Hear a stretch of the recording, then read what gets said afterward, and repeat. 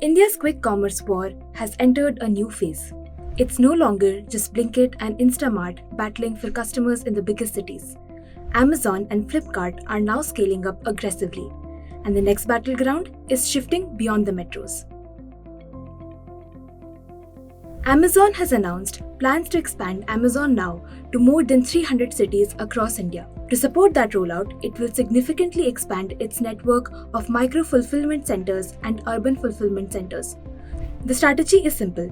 The closer products are to customers, the faster deliveries can be made. Amazon says Amazon Now has become the fastest growing e-commerce business in Amazon India's history. Order volumes have doubled every quarter since launch. The service is already available to more than 50 million customers across over 15 metro and non-metro cities.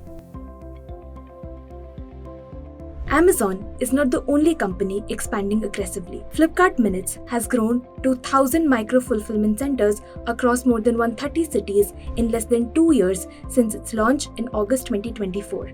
And it's planning to scale that network to 1,500 locations in the coming months. The company says order volumes have increased 5-fold over the past year. More than 40% of its customers now belong to Gen Z. But perhaps the biggest shift is where that growth is coming from. Flipkart Minutes has expanded into more than 90 new cities over the past year. Its business in Tier 2 and Tier 3 cities has grown 42 times compared with a year earlier. For years, quick commerce companies focused on building dense delivery networks in major metros. Now, the growth opportunity is shifting to smaller cities, because that is where the next wave of customers is emerging. According to Bain, quick commerce platforms accounted for more than 2/3 of all e-grocery orders in India during 2024. And according to Mordor Intelligence, the market is expected to grow from $3.6 billion in 2026 to $6.64 billion by 2031. That is a growth opportunity no major retailer wants to miss.